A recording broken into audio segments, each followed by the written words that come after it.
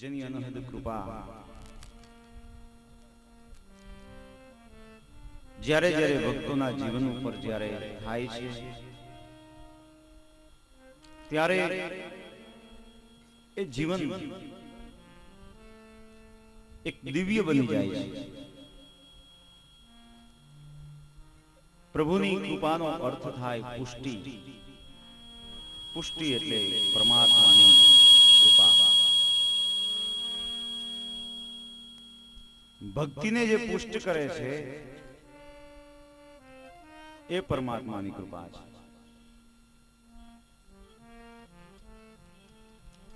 પછી એના માટે પ્રતિકૂળ વાતાવરણ હોય કે અનુકૂળ વાતાવરણ હોય, ભક્તિને માટે બધું સમાન છે।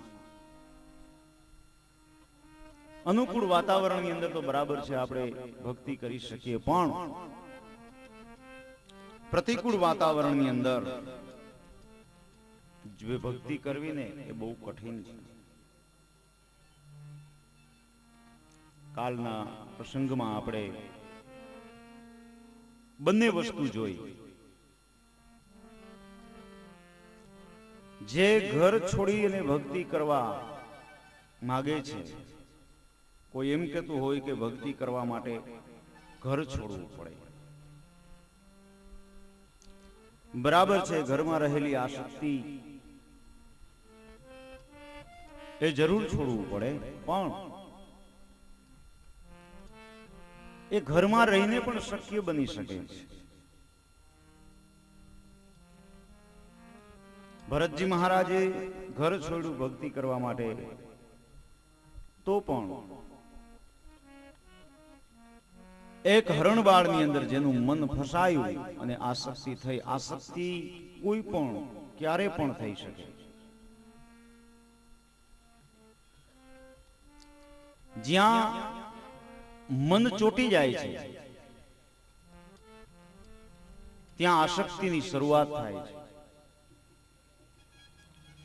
આમ ગમે ત્યાં જાય, કદાચ ઘરમાં રહીએ અથવા તો ઘરની બહાર જઈએ, જંગલમાં જઈએ, તો પણ પરિસ્થિતિ તો એ જ છે, કારણ કે મન જ્યાં ચોટે છે ત્યાં આસક્તિ છે। એટલા માટે આપણે આપણા શાસ્ત્રોએ કહ્યું છે કે ન વનમાં રહો ન ભવનમાં રહો, મનમાં રહો।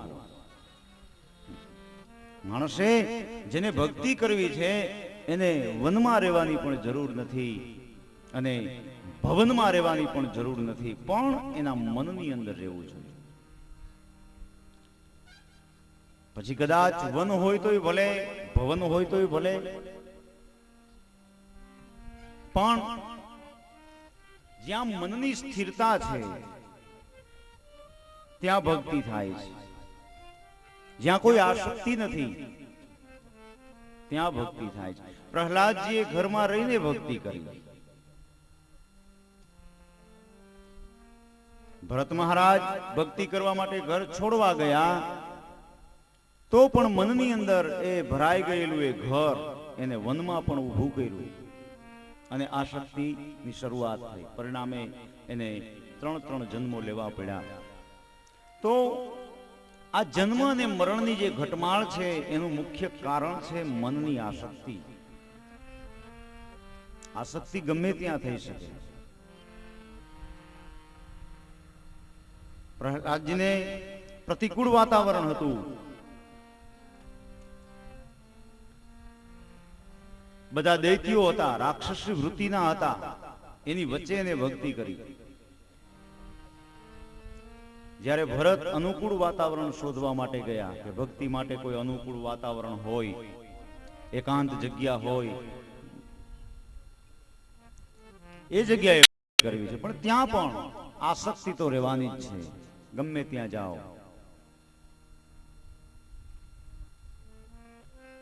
પ્રહલાદજીએ બધાની વચ્ચે રહી અને ભક્તિ કરી। એટલા માટે પુષ્ટિ ભક્તિ છે, પરમાત્માની કૃપા એના ઉપર પ્રાપ્ત થઈ। પ્રહલાદના સંગમાં જેટલા જેટલા આવતા હતા જીવાત્માઓ, એ પણ પ્રભુનું ભજન કરવા લાગ્યા। દૈત્ય બાળકોએ પણ પોતાનો જે આસુરી સ્વભાવ હતો એ છોડી દીધો. આનો અર્થ એ થાય કે પુષ્ટિ ભક્તિનો મહાન સિદ્ધાંત એ છે કે જ્યારે ભગવાનની કૃપા થાય ત્યારે સત્સંગ દ્વારા પોતાનું જીવન તો સુધરે છે, પણ એના સંગમાં આવેલાઓનું બીજાનું પણ જીવન પરિવર્તન થઈ જાય છે. આ પુષ્ટિ ભક્તિ. આપણી ભક્તિ પરિપૂર્ણ છે, આપણી ભક્તિ સફળ થઈ એનું પ્રમાણ જો આપણે જોતું હોય તો એટલું જ હોઈ શકે કે આપણા સંગમાં આવવાથી બીજાને ભક્તિનો રંગ લાગે તો સમજી લેવાનું કે આપણી ભક્તિ પરિપક્વ થઈ છે. પણ એકવાર આવ્યા પછી બીજી વાર એને આવવાનું મન ન થાય તો ભક્તિ કાચી છે. આ પ્રહલાદ ચરિત્રની અંદર આપણે જોયું પુષ્ટિ ભક્ત. પ્રહલાદે પરમાત્માની પ્રાર્થના કરી, સ્તુતિ કરી, પ્રભુ આપ મારા માટે આવ્યા છો. પ્રભુ સ્તંભમાંથી પ્રગટ થઈ જગતને બતાવ્યું કે જળ હોય કે ચેતન હોય, દરેક જગ્યાએ મારો વાસ છે. કોઈ ચેતન પદાર્થની અંદર જ ઈશ્વર રહેલો છે, કોઈ મંદિરમાં જ ઈશ્વર રહેલો છે, માત્ર હવેલીમાં જ ઈશ્વરના દર્શન થાય છે. જ્યાં સુધી એવી ગ્રંથિ બંધાઈ ગઈ છે મનમાં, ત્યાં સુધી ભક્તિ કાચી છે. મંદિરોમાં, હવેલીઓમાં ત્યાં તો છે જ, પણ દરેક જગ્યાએ, દરેક સ્થળ ઉપર ઈશ્વરનો અનુભવ કરવો, પરમાત્માનો અનુભવ કરવો, એ ભક્તિની પરિપક્વતા છે. ઈશ્વર કોઈ એક જગ્યા ઉપર ન હોઈ શકે. ઈશ્વર તો સર્વવ્યાપક છે. પરમાત્મા સર્વ જગ્યાએ બિરાજેલો છે. આપણે જ્યાં બેઠા છીએ ત્યાં પણ પ્રભુ છે. આ ભક્તિની પરિપક્વતા અને આ ભક્તિની પૂર્ણતા. તો સપ્તમ સ્કંદની અંદર વાસના લીલાની કથા કહી. 3 પ્રકારની વાસનાઓ બતાવી: સદવાસના, અસદવાસના અને મિશ્ર વાસના. વાસના એ વાસના જ છે. સદવાસના દ્વારા પરમાત્માની ભક્તિને પ્રાપ્ત કરી શકાય. અસદવાસના છે એ એક પ્રકારની આસુરી વૃત્તિ છે, એ ઈશ્વરથી વિમુખ લઈ જાય છે. સદવાસના આપણે પરમાત્મા તરફ લઈ જાય છે, જ્યારે અસદવાસના એ પરમાત્માથી વિરુદ્ધ ગતિમાં આપણને લઈ જાય છે, અધોગતિ તરફ લઈ જાય છે. બંનેની ગતિ જુદી જુદી છે, બંનેની દિશા અલગ અલગ છે. ભગવાનના જે ભક્તો છે એમાં સદવાસના હોય છે, અસુરોમાં અસદવાસના હોય છે. વાસના એ વાસના છે. સામાન્ય જે માનવ છે એમાં મિશ્ર વાસના રહેલી છે. તો વાસનાથી જ વાસના મટે. જેમ ઝેરથી ઝેર હટે એમ વાસનાને મિટાવી હોય તો એ વાસનાની જરૂર પડે. અસદ વાસનાને મિટાવવા માટે સદ વાસનાની આવશ્યકતા છે. તો એ વાસના લીલાની કથા આપણે સપ્તમ સ્કંદની અંદર કરી ગયા. અને હવે શરૂઆત થાય છે અષ્ટમ સ્કંદની. શ્રીમદ ભાગવતનો 8મો સ્કંદ એટલે મન્વંતર લીલા, જેની અંદર કહી છે. મન્વંતર એટલે એક પ્રકારની સમયની ગણના. કયા કયા મન્વંતરની અંદર ભગવાનનો કેવો કેવો અવતાર થયો એ અષ્ટમ સ્કંદની અંદર બતાવ્યું. અને દરેક મન્વંતરની અંદર ભગવાનનો એક વિશિષ્ટ અવતાર થાય છે.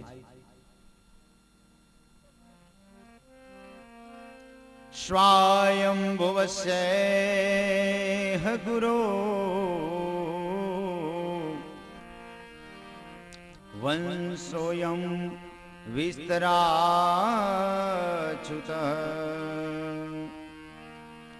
યત્ર વિશ્વસૃજા સર્ગો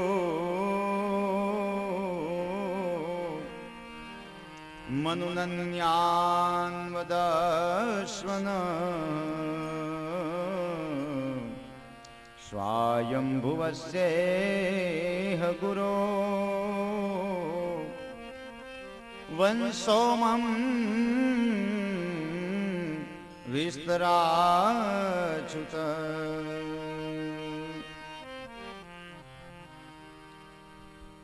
અષ્ટમ સ્કંદમાં મન્વંતર લીલાની કથા છે કે બ્રહ્માજીનું જે આયુષ્ય, એ બ્રહ્માજીના આયુષ્યની ગણના કરી છે કે બ્રહ્માજીનું આયુષ્ય કેટલું, એ ક્યારે પરિપૂર્ણ થાય અને ક્યારે પાછો આ સૃષ્ટિનો પ્રલય થાય. તો એ કાળની જે ગણના છે, એ કાળની ગણના બતાવી કે બ્રહ્માજીના એક દિવસની અંદર 14 મનુઓ રાજ્ય કરે છે. મનુ એટલે ઇન્દ્ર. 14 ઇન્દ્રો જ્યારે બદલાઈ જાય, કારણ કે ઇન્દ્ર સતત બદલાતા રહે છે, એક ઇન્દ્ર ન હોય, ઇન્દ્રના નામ અલગ અલગ હોય છે. ક્યારે કયો ઇન્દ્ર ચાલે છે એ મન્વંતર ઉપરથી આપણને ખબર પડે. તો 14 મનુઓ, 14 ઇન્દ્રો જ્યારે બદલાઈ જાય, રાજ કરીને જ્યારે ઉભા થઈ જાય, ત્યારે બ્રહ્માજીનો એક માત્ર દિવસ થાય. એક દિવસની અંદર 14 ઇન્દ્રો રાજ કરે.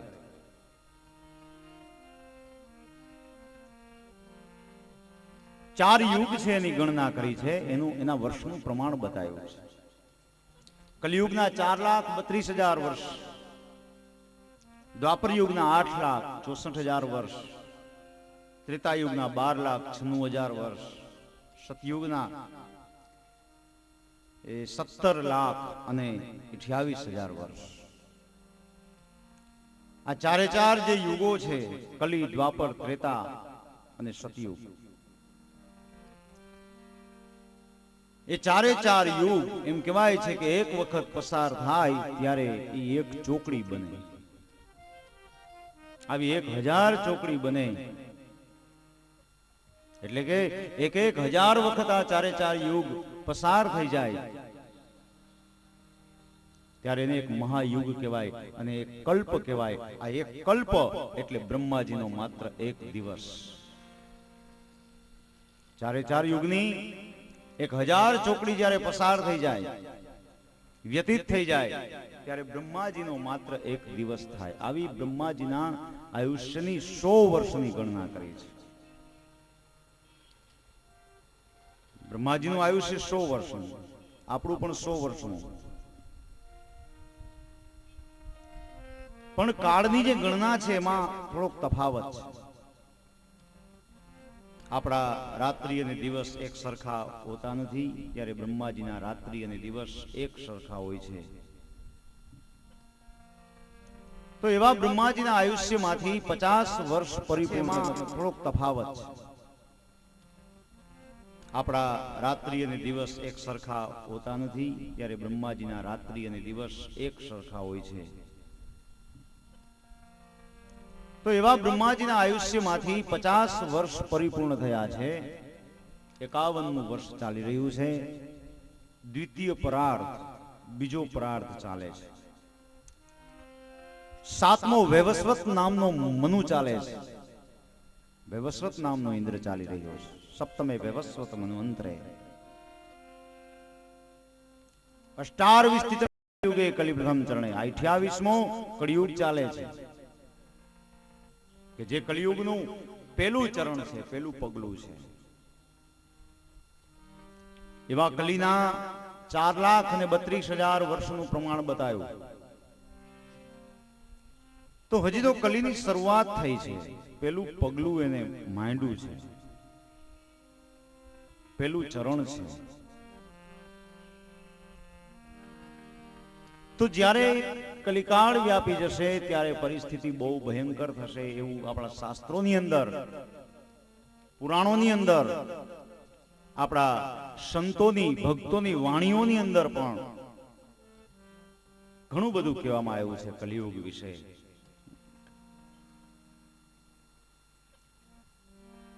સંતોએ પણ વાણી દ્વારા જગતને બતાવ્યું છે કે કલિયુગ જ્યારે આવશે ત્યારે પરિસ્થિતિ આવી હશે. કલિયુગના એંધાણ આપણા શાસ્ત્રોને પુરાણોએ પણ આપ્યા છે.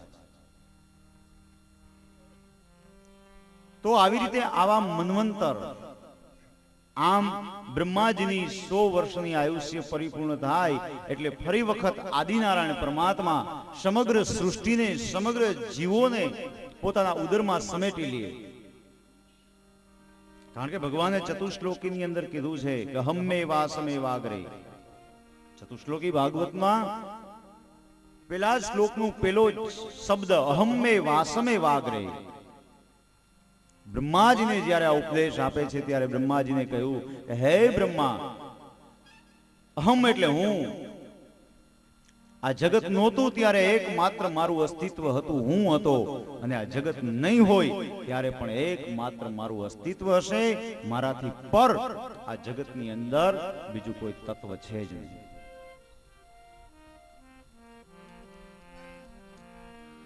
આવું ભગવાને કીધું. અહમ્મે વાસમે વાગરે.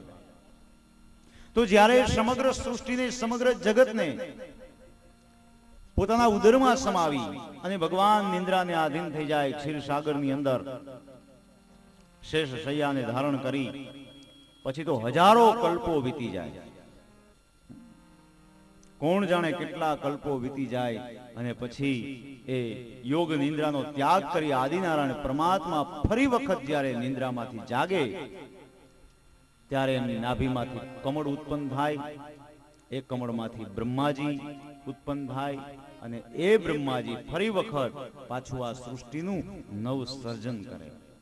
આમ ફરી વખત આ સૃષ્ટિ પાછી નવસર્જિત થાય. આમ સર્જન અને વિસર્જન એક ભગવાનની એક માયા છે.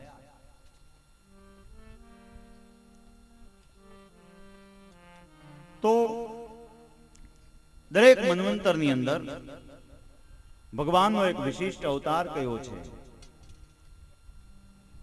દરેક મન્વંતરની અંદર ભગવાન એક વિશિષ્ટ અવતાર ધારણ કરી અને જગતની અંદર ધર્મની સ્થાપના કરવા માટે, સત્યની સ્થાપના કરવા માટે પ્રભુ આવે છે. તો અષ્ટમ સ્કંદની અંદર, 8મા સ્કંદની અંદર આપણને સુખદેવજી મહારાજ એ બતાવે છે કે કયા કયા મન્વંતરમાં ભગવાનનો કયો કયો અવતાર થયો. સ્વયંભૂ મન્વંતરની અંદર ભગવાનનો યજ્ઞાવતાર કપિલાવતાર થયો. દ્વિતીય મન્વંતરમાં ભગવાનનો વિભુ નામનો અવતાર થયો. તૃતીય તામસ મન્વંતરની અંદર ભગવાનનો હરિ નામનો અવતાર થયો કે જે હરિ અવતાર ધારણ કરી પ્રભુએ ગજરાજ ગજેન્દ્રનો મોક્ષ કર્યો હતો. એક સામાન્ય હાથી, જે પશુ વૃત્તિ જેનામાં છે, એનો પણ પરમાત્માએ ઉદ્ધાર કર્યો હતો. તો અષ્ટમ સ્કંદની અંદર ગજેન્દ્ર મોક્ષની કથા છે. આ ગજેન્દ્ર મોક્ષની કથા છે ને બહુ સમજવા જેવી છે. માત્ર કથા નથી, એક પ્રકારનું રૂપક છે. આ વાર્તાના અર્થમાં કહીએ તો એ વાર્તાના અર્થમાં છે, પણ ખરેખર એની પાછળ છુપાયેલું રહસ્ય બહુ અદ્ભુત છે. ગજેન્દ્ર મોક્ષ, હાથીનો ઉદ્ધાર પરમાત્માએ કર્યો હરિના, અને એના માટે પરમાત્માએ હરિ અવતાર ધારણ કર્યો કે હરિ જેને બચાવે એને કોણ મારી શકે. હરિના ચરણનો જેને આશ્રય લીધો છે એને કોણ મારી શકે. ગજેન્દ્ર મોક્ષની કથા આજના આ વર્તમાન યુગની અંદર બહુ સમજવા જેવી છે, બહુ જાણવા જેવી છે અને બહુ ચિંતન અને મનન કરવા જેવી છે. આ માત્ર હાથીની કથા નથી, આપણા જીવનની કથા છે, જીવાત્માની કથા છે. ગજેન્દ્ર મોક્ષ. સુખદેવજી મહારાજ પરીક્ષિતને આ કથા કહે છે. નમામિ મેઘનાતય આતુરમ ગજા પ્રતઃ કરીણ્ય પ્રભવંતિ મોચિતુમ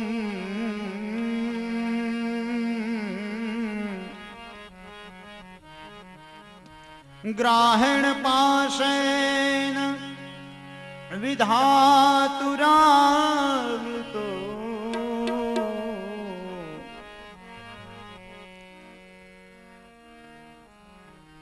ગ્રાહેણ પાશેન વિધાતુરાવૃતો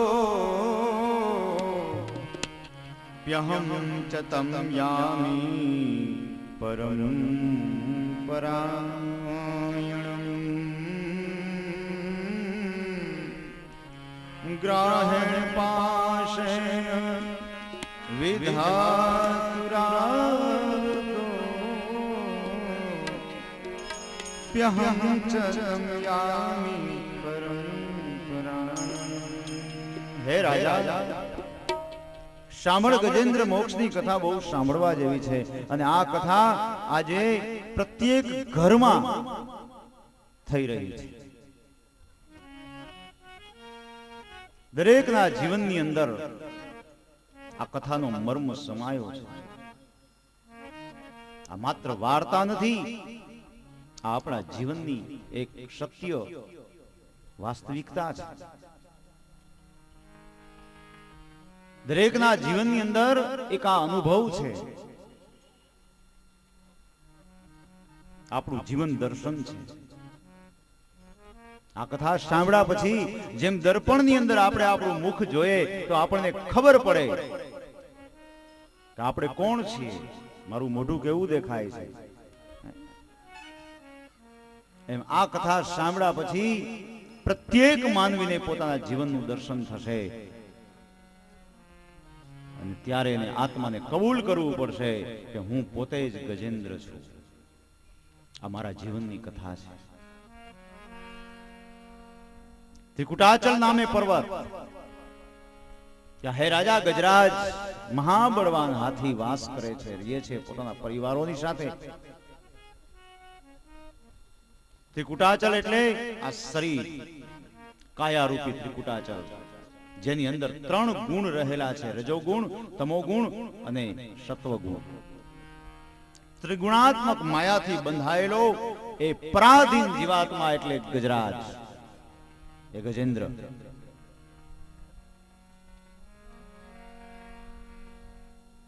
ઉપમા રૂપક કેવું આપ્યું છે જુઓ, હાથીનું રૂપક આપ્યું છે. જીવાત્માને હાથી જેવો બળવાન કયો છે, કારણ કે જીવાત્મા ખરેખર બળવાન છે, બુદ્ધિશાળી છે, જ્ઞાની છે, બધું કરવાને માટે સક્ષમ છે, પણ છતાં આ 3 ગુણથી બંધાયેલો છે, પરાધીન છે. એ ગજરાજ પોતાના પરિવારોની સાથે જ્યારે રહે છે, ઊંચાઈ ઉપર રહે છે, પર્વત ઉપર. ભગવાને એને સ્થાન કેવું આપ્યું? ઊંચાઈ. જીવાત્માને પણ આવું દિવ્ય સ્થાન મળ્યું છે, મનુષ્ય જન્મ મળ્યો છે. એનાથી બીજી ઊંચાઈ આ જગતમાં બીજી કઈ હોઈ શકે? કે પરમાત્માએ આપણને માનવ બનાવ્યા, મનુષ્ય બનાવ્યા, કે જેને બુદ્ધિ, મન, વાચા આવું બધું આપ્યું. આનાથી વિશેષ બીજી ઊંચાઈ કઈ હોઈ શકે? પશુઓ કરતા વિશેષ પ્રમાણમાં માણસને બુદ્ધિશાળી બનાવ્યો છે. આપણે સ્વતંત્ર છીએ, આપણી રીતે ખાઈએ, આપણી રીતે પી શકીએ, આપણી રીતે ચાલી શકીએ, આપણી રીતે બોલી શકીએ, જ્યારે પશુ પક્ષીઓના જીવનમાં આવું નથી. પશુઓનું જીવન પરાધીન છે. એને કોઈ ખવડાવે ત્યારે ખાય, કોઈ પીવડાવે ત્યારે પીએ, કોઈ ચલાવે ત્યારે ચાલે. આવું જીવન છે. જ્યારે આપણું જીવન, મનુષ્ય જીવન એ સ્વતંત્ર જીવન છે. આટલી સ્વતંત્રતા પરમાત્માએ આપી છતાં પણ જીવાત્માને સંતોષ નથી. આટલી ઊંચાઈ આપી છતાં એ વધારે ને વધારે આનંદ મેળવવાની કોશિશ કરે છે. વહાં જાવ તો આનંદ મળશે, આ કરું તો આનંદ મળશે, અહીંયા જાવ તો મને સુખ મળશે. આમ સુખ અને આનંદની શોધમાં અને શોધમાં જીવાત્મા ક્યારેક કાળમાં ગરકાવ થઈ જાય છે, એને ખબર પડતી નથી. એ નીચે ઉતરે છે, પર્વતની નીચે ગજેન્દ્ર ઉતરે છે. પોતાના સ્થાનનો ત્યાગ કર્યો. સ્થાન જ્યારે ત્યાગ થાય છે ને, જીવાત્મા પોતાનું સ્થાન છોડી દે ને, પછી એની કોઈ કિંમત નથી. આજે દરેક ક્ષેત્રની અંદર સ્થાનની કિંમત છે. આપણું સ્થાન આપણે હંમેશાને માટે નિભાવવું જોઈએ. આપણું સ્થાન, આપણી લાયકાત આપણે હંમેશાને માટે નિભાવવી જોઈએ. એ જીવનની ધન્યતા છે. ગજરાજ એ હાથી પોતાના એ પરિવારોની સાથે, બચાવોની સાથે, આથણીઓની સાથે એ નીચે ઉતરે છે પર્વતની, અને ત્યાં એક સરોવર છે. એ સરોવરમાં સ્નાન કરવા માટે પડે છે. આ સંસાર રૂપી સરોવર કે જેને ખબર નથી કે જેમાં મારો કાળ છે. આ સંસારની અંદર આ જીવાત્મા એટલું બધું લુપ્ત થઈ જાય છે, ગૂંચવાઈ જાય છે કે એને એટલી પણ ખબર નથી પડતી કે એક દિવસના સમયે મારો કાળ મને પકડશે. અને કાળ જ્યારે પકડે ને પછી કોઈ ન બચાવી શકે. સંસારના ભૌતિક સુખોની પાછળ દોડતો આ જીવાત્મા અંતે કાળના પાસમાં બંધાઈ જાય છે. સરોવરમાં સ્નાન કરવા માટે પડ્યો, પણ એને ખબર નથી કે આમાં ભયંકર મગર મચ્છરી છે. મગર ઈ કાળનું સ્વરૂપ છે. કાળ, મગર અને સર્પને કાળની ઉપમા આપવામાં આવી છે. એ સરોવરમાં સ્નાન કરે છે. મગર આવે છે, ભયંકર મગર આવીને હાથીના પગને પકડી લીધો પોતાના મુખની અંદર. એટલી બધી પકડ મજબૂત કરી કે હાથી છૂટવાનો પ્રયત્ન કરે, પણ એ હાથી છૂટી નથી શકતો. બહાર નીકળવાની કોશિશ કરે, પણ મગર એને વધારે ને વધારે, વધારે ને વધારે એ અંદર ખેંચવાની કોશિશ કરે છે. બાળ બચ્ચા જે આવ્યા હતા એની સાથે પરિવારો, એને પણ મહેનત કરી, પરિશ્રમ કર્યો, પણ પરિણામ કાંઈ ના આવ્યું. વધારે ને વધારે પાણીમાં ગરકાવ થતો જાય છે. અને ત્યારે બધાએ વિચાર કર્યો કે હવે આની પાછળ જો આપણે પણ પ્રયત્ન, આમના મિથ્યા પ્રયત્ન કરતા રહેશું તો આપણે પણ કાળના મુખમાં ધકેલાઈ જઈશું. એટલે હવે આનું જે થવાનું હશે એ થશે, આપણે આપણા સ્થાન ઉપર જાય. સૌ કોઈ પોતપોતાનો જીવ બચાવવા ત્યાંથી ભાગે છે. ત્યારે ગજરાજને બહુ અફસોસ થયો. ઓહો, જેના ઉપર મેં ભરોસો મૂક્યો હતો, જેના ઉપર મેં વિશ્વાસ મૂક્યો હતો, આજે એ વિશ્વાસ મારો જૂઠો પડ્યો. મને એમ હતું કે મારા પરિવારો મને કામ આવશે, મારા કુટુંબીજનો મને સંકટમાં મદદ કરશે, પણ આજે જ્યારે હું સંકટમાં ફસાયો અને ત્યારે બધા મને છોડી અને ચાલતા થયા. આના કરતા તો મને પહેલે જ ખબર હોત તો હું ભગવાનની ભક્તિ કરત, પણ હવે તો બહુ મોડું થઈ ગયું. દરેક જીવાત્માને અંત સમયે આવું જ્ઞાન થાય છે. ઘરની ચાર દિવાલની વચ્ચે પથારીમાં પડ્યો એ જીવાત્મા કદાચ વિચાર કરતો હશે કે જગતમાં મેં શું મેળવ્યું. જેના ઉપર મેં ભરોસો મૂક્યો એ જ મને છોડીને ચાલતા થયા.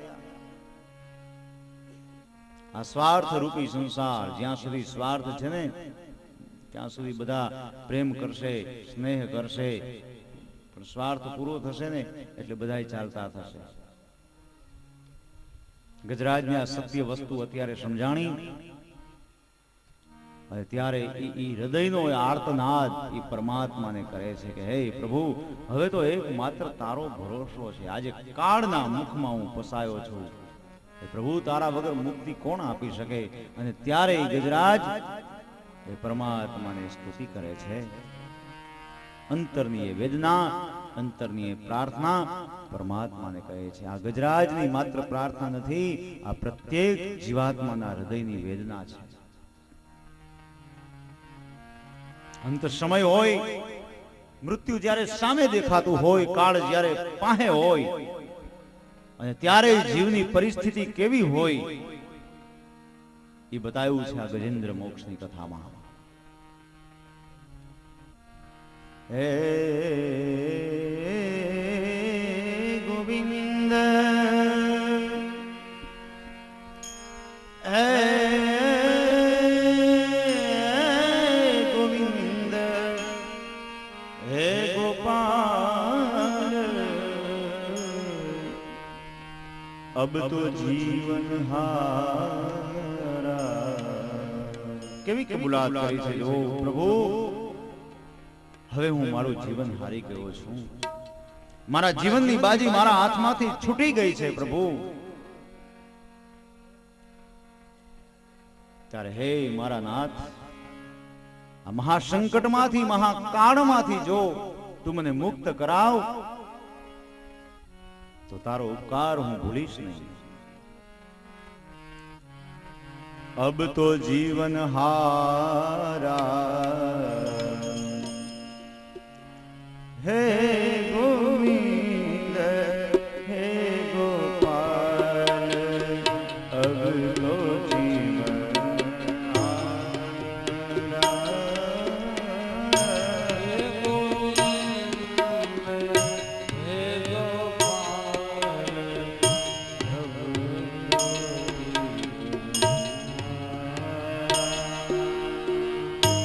अब तो जीवन हारा प्रभु जी ऐ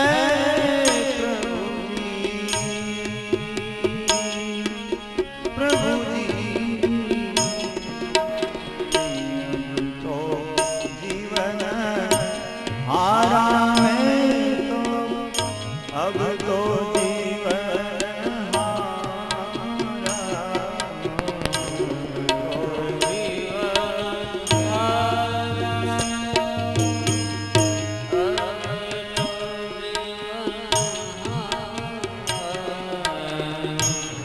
गोविंद हे गोपाल अब तो जीवन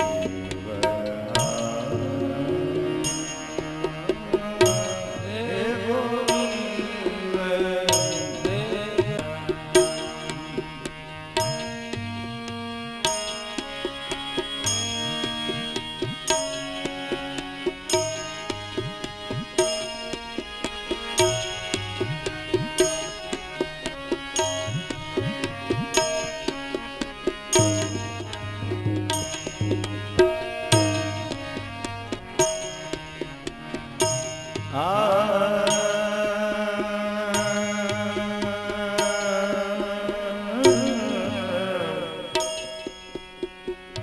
निर्भीव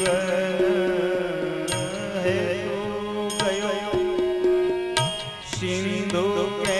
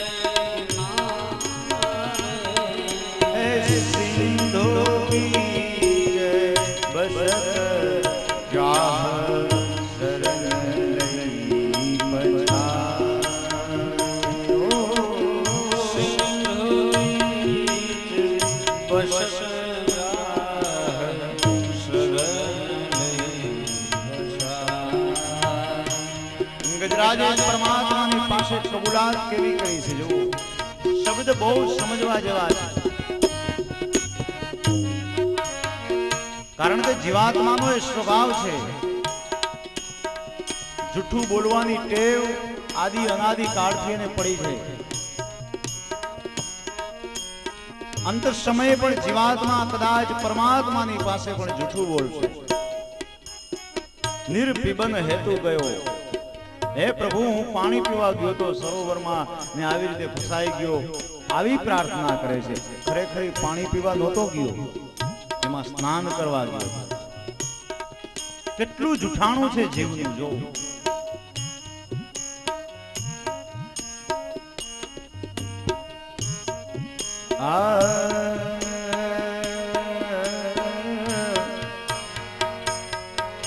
છતાં પણ પરમાત્મા એના નાદને સાંભળે છે. દ્વારિકા મેં શબ્દ ગયો,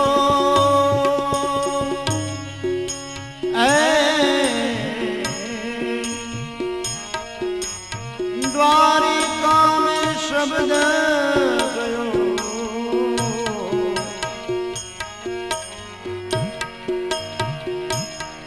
સોર ભયો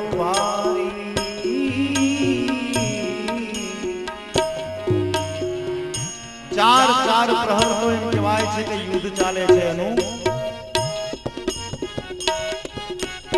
આ ચાર પ્રહરો એટલે મનુષ્ય જીવનની ચાર અવસ્થાઓ: બાલ્યાવસ્થા, કિશોરાવસ્થા, યુવાવસ્થા અને છેલ્લે વૃદ્ધાવસ્થા. આ જિંદગીની ચાર અવસ્થાઓ છે. આ ચાર પ્રહર, ચાર ચાર પ્રહર જીવાત્મા અને કાળની સાથે સંગ્રામ થાય છે, છતાં પણ કાળ એને છોડતો નથી. ચાર પ્રહર યુદ્ધ ભયો, ચાર પ્રહર યુદ્ધ ભયો, લઈ ગયો મજ ધારે.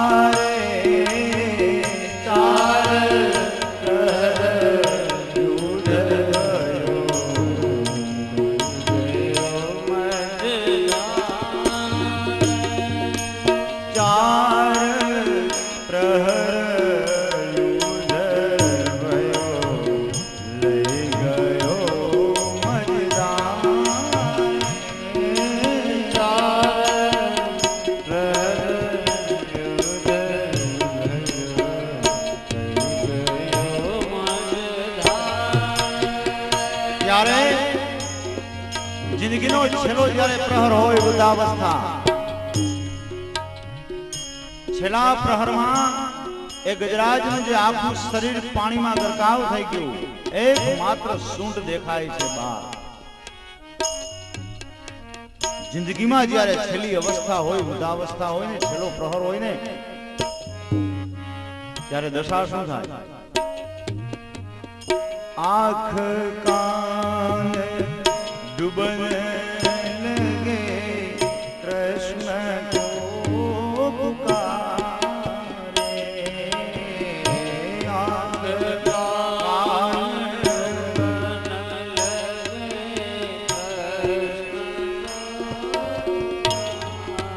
જિંદગીનો છેલ્લો પ્રહર અને વૃદ્ધાવસ્થા. અને વૃદ્ધાવસ્થા જ્યારે શરૂઆત થાય ને, પછી આંખોના તેજ ઓછા થાય, કાને સંભળાવાનું ધીમે ધીમે ધીમે ધીમે ઓછું થાય. ત્યારે સમજી લેવાનું કે આ છેલ્લો પ્રહર છે અને પરમાત્માને પોકારી લેવાનું. આંખ કાન ડૂબન લગે,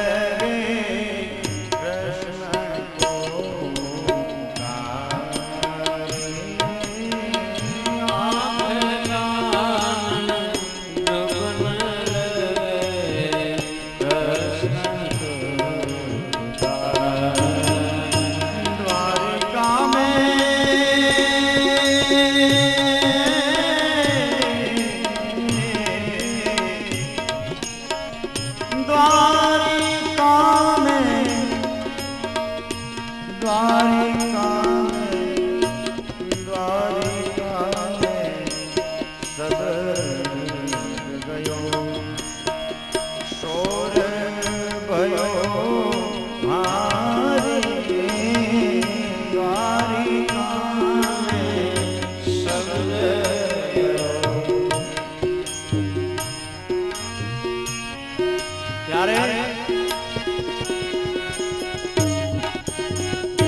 પરમાત્માએ જ્યારે આર્તનાદ સાંભળ્યો, ગજરાજનો કહો એ જીવાત્મા મારા માટે આતુર બન્યો છે,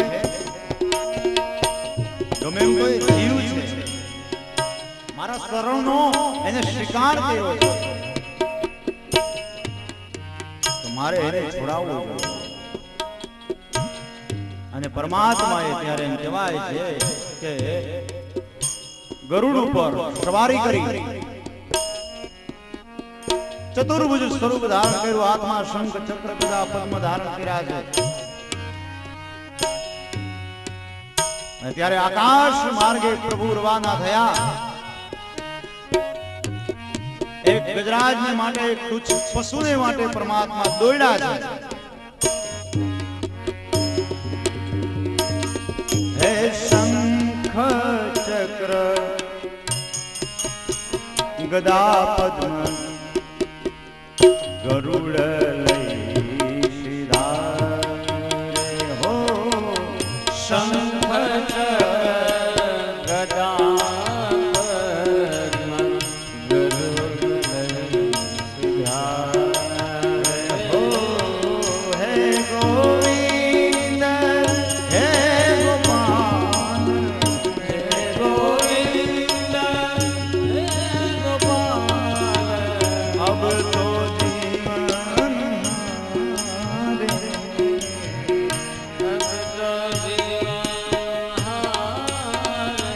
આકાશમાં જ્યારે ગજરાજે જોયું તો હો પ્રભુ મારા માટે આવે છે, વાહ મારા નાથ, તારા જેવો દયાળુ કોણ હોય શકે?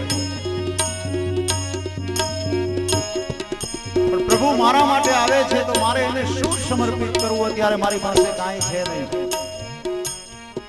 અંત ઘડી જીવાત્માની અંત ઘડી કેટલી પરાધીન છે એનો આ પ્રત્યક્ષ દાખલો. જીવન દરમિયાન હજારો લાખો કરોડો રૂપિયાનો વ્યવહાર કર્યો હોય, પણ અંત સમયે તમે જોજો કે જીવાત્માની પાસે કાંઈ નહીં. બીજાની પાસે માગવું પડે, દાન કરવું હોય, પુણ્ય કરવું હોય તો બીજાની પાસે માગવું પડે. આવી પરાધીન પરિસ્થિતિ જીવવી પડે. કેટલો સ્વતંત્ર જીવાત્મા પરાધીન બની જાય છે. ગજરાજ વિચાર કરે કે મારે શું કરવું, કઈ રીતે મારા પ્રભુને ભેટ આપું? મારી પાસે ભેટ આપવાનું કાંઈ છે નહીં. પણ સરોવરમાં એક કમળનું પુષ્પ ખીલ્યું હતું. ગજરાજને થયું કે ચાલ આ કમળનું જે પુષ્પ છે પુષ્પ ભેટ મારા પ્રભુને હું સમર્પિત કરું, કારણ કે આ મારા હૃદયનો પ્રેમ છે. પુષ્પ કેટલું બધું કોમળ હોય, હૃદયની એટલી કોમળતા જ્યારે પરમાત્માને માટે દ્રવી ઉઠે ત્યારે ઈશ્વર મળે. અને કમળનું ફૂલ છે ને એ બ્રહ્માજીની સૃષ્ટિમાં નથી આવતું, બ્રહ્માજીની સૃષ્ટિથી બહાર છે. કારણ કે કમળમાંથી બ્રહ્માજી ઉત્પન્ન થયા હતા. એટલે બ્રહ્માજી પહેલા કમળનું અસ્તિત્વ હતું, કમળના પુષ્પનું અસ્તિત્વ હતું. એટલે બ્રહ્માજીની સૃષ્ટિમાં કમળ નથી. એટલે ગજરાજે કમળનું પુષ્પ પરમાત્માને સમર્પિત કર્યું.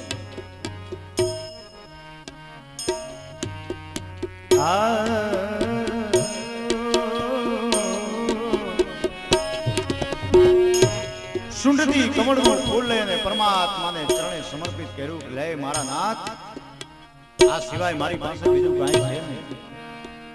અને સુરદાસજીએ ત્યારે પરમ શરણાગતિ સ્વીકારી.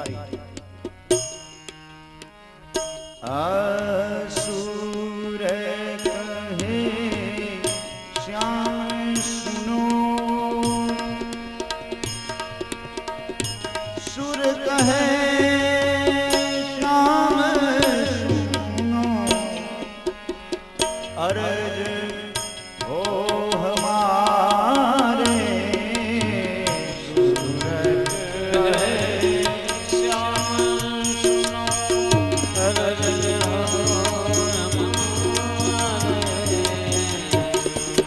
છેલ્લે જીવાત્મા પરમાત્માને કહે છે, હે પ્રભુ એક વખત કાળમાંથી મને બચાવ, તારો ઉપકાર હું ક્યારે નહીં ભૂલું. આવા કરારો તો પરમાત્માની પાસે જીવાત્માએ કેટલી વાર કરેલા. માતાના ઉદરમાં જ્યારે જીવાત્મા હોય ત્યારે પણ પ્રભુને કહેતો હોય, હે પ્રભુ આ અંધકારમાંથી મને પ્રકાશ તરફ લઈ જા, જગતમાં એક વખત મને જન્મ આપ તો હું તારી ભક્તિ કરીશ.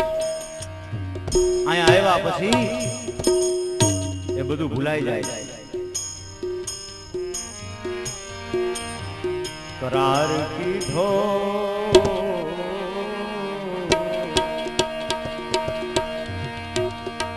ए परमेश्वर ने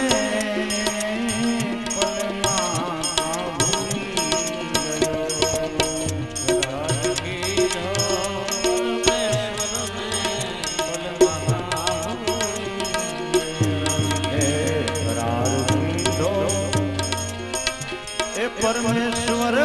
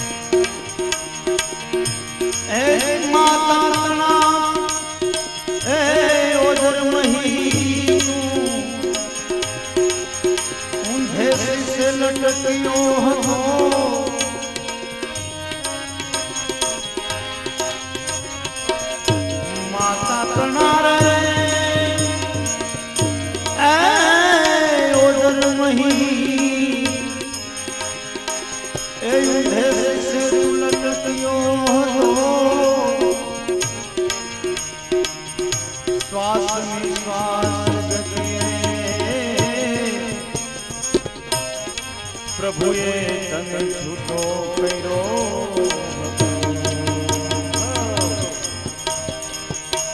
जगत मां जन्मीने आया पछी ए प्रभुने भूली गयो जगत मां ए जन्मीने आया पछी ए प्रभुने ए भूली गयो करार कीधो परमेश्वर थी पलमा केम भूली गयो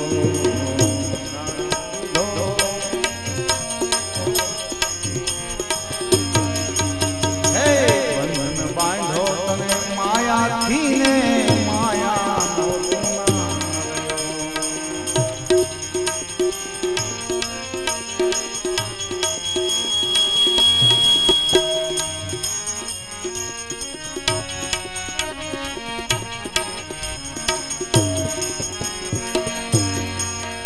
ए जगत मायावीने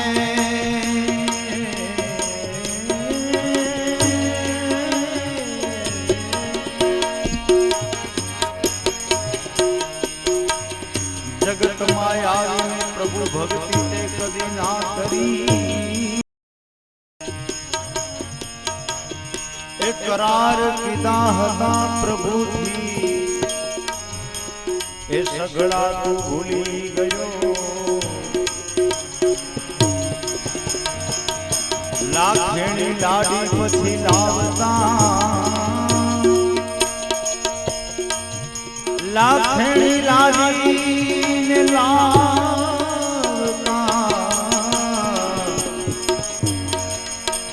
ए लाखेणी लाडी ने लावता एक माथी बे थया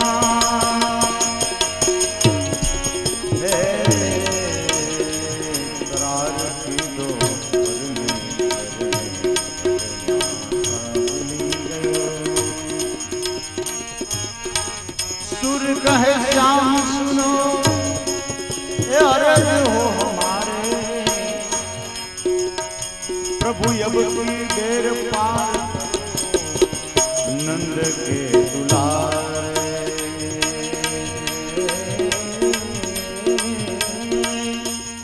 अब की बेर पार करो नंद के दुलारे।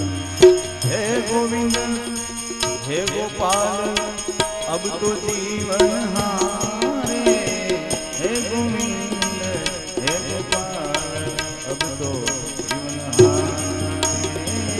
हे गोविंद हे गोपाल अब तो जीवन हारे। प्रेम रूपी પુષ્પની ભેટ પરમાત્માને જ્યારે ધરવામાં આવી, પરમાત્માએ ભેટનો સ્વીકાર કર્યો। હરિએ એ સુદર્શન ચક્ર છોડ્યું અને સુદર્શન ચક્ર છોડતાની સાથે જેમ કહેવાય છે કે જે મગરે ગજરાજનો જે પગ પકડો તો એ મગરનું ધડથી મસ્તક અલગ થઈ ગયું। મગર મૃત્યુને શરણે થયો અને મુખમાંથી એ પગ છૂટી ગયો હાથીનો। આમ કાળના પાશમાંથી, કાળના મુખમાંથી એક આતુર જીવને પરમાત્માએ ઉગાર્યો। ગજરાજનો પરમાત્માએ ઉદ્ધાર કર્યો છે। ત્યારે ગજરાજ પરમાત્માને કહે છે કે હે પ્રભુ, ઓહો મારા જેવા આ તુચ્છ પ્રાણીઓનો ઉદ્ધાર કરશો એવું તો મેં વિચાર્યું પણ નહોતું। મારા માટે તમે દોડીને આવ્યા, મારા જેવા પશુને માટે તમે।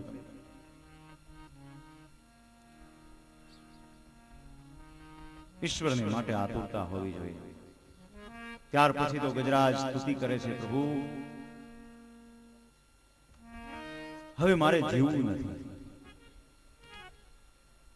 તમે મને કાળના મુખમાંથી તો બચાવ્યો પ્રભુ, પણ હવે બસ તમારા ચરણોની અંદર મને સ્થાન આપો। આ સંસારની અંદર હવે મારે નથી રહેવું। માદકુ પ્રપન્ન પશુપાસ વિમોક્ષણાય।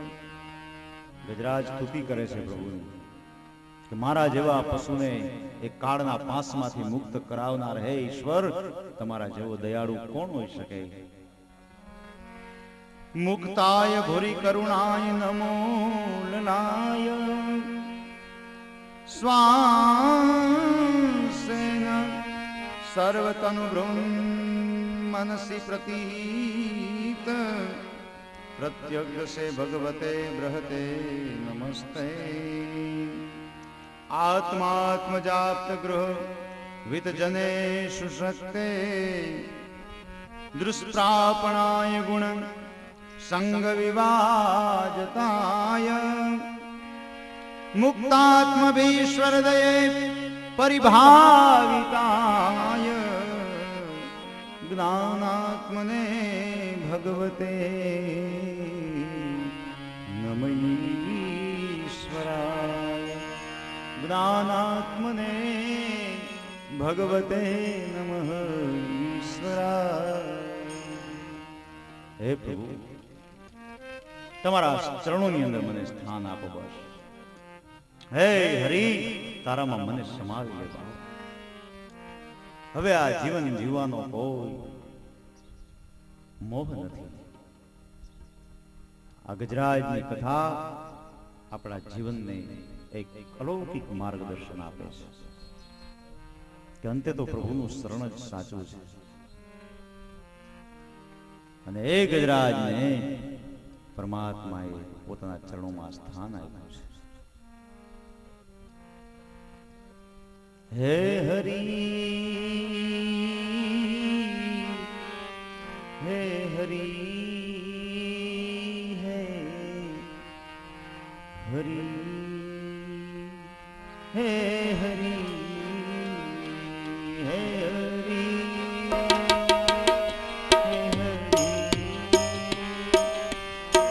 હરિ હે હરિ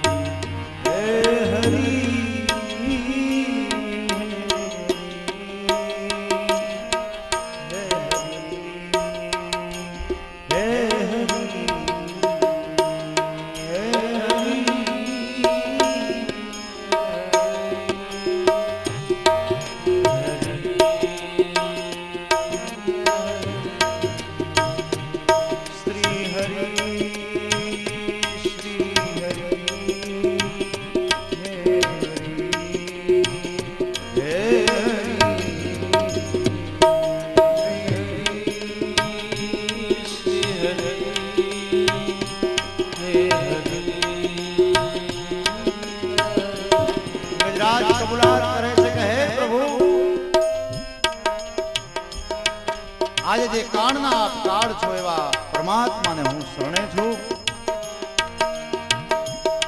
હવે મને કોની બીક છે?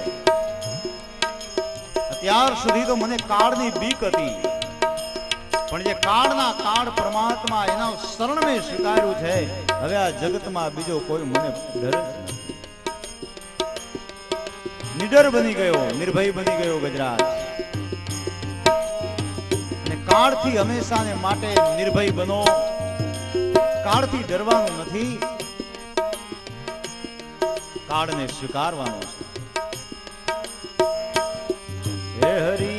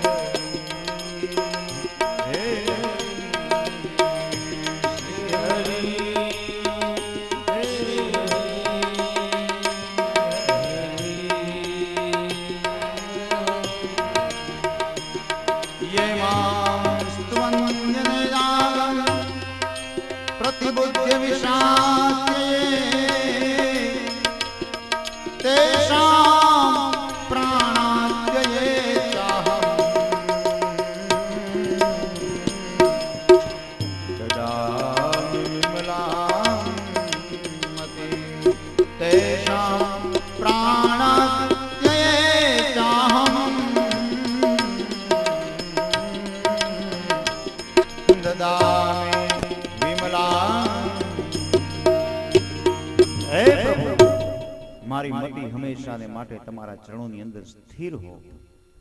મારી બુદ્ધિ જ્યાં જગતમાં ભ્રમિત થઈ ગઈ છે, બુદ્ધિ સદાને માટે તમારા ચરણોની અંદર સ્થિર થઈ જાય. બસ આથી વિશેષ બીજું તમારી પાસે કઈ માંગતો નથી. અંત સમય ગજરાજ પરમાત્માની સ્તુતિ કરી પરમાત્માના ચરણોની અંદર વિલીન થઈ ગયો. તો આ ગજેન્દ્ર મોક્ષનો જે પાઠ હંમેશાને માટે જે કોઈ કરશે એને પરમાત્માની દિવ્ય ચરણોની અંદર ગતિ પ્રાપ્ત થશે. અંત સમયે ગજેન્દ્ર મોક્ષનો પાઠ પરમાત્માની ભક્તિ અપાવે છે, અનન્ય શરણાગતિ અપાવે છે. આ કથા સાંભળ્યા પછી મનન કરવાનું છે, ચિંતન કરવાનું છે કે આ ગજરાજ ગજરાજ નહીં પણ ગજરાજ એ હું પોતે છું. આ મારી કથા છે. દરેક જીવની આ પરિસ્થિતિ છે. જુઓ, આ ખરી વાસ્તવિકતા છે. આમ ચતુર્થ મન્વંતરની અંદર ગજરાજનો ઉદ્ધાર કરવા માટે પ્રભુએ હરિ નામનો અવતાર ધારણ કર્યો. પંચમ મન્વંતરની અંદર રમા વૈકુંઠ બનાવ્યું તો વૈકુંઠ નામનો અવતાર ધારણ કર્યો. ષષ્ઠ મન્વંતરની અંદર એટલે કે ચાક્ષુષ મન્વંતરની અંદર સમુદ્રનું મંથન કર્યું ત્યારે અનેક અવતારો પરમાત્માએ ધારણ કર્યા છે. સમુદ્રનું મંથન જ્યારે દેવો અને દાનવોએ સાથે મળી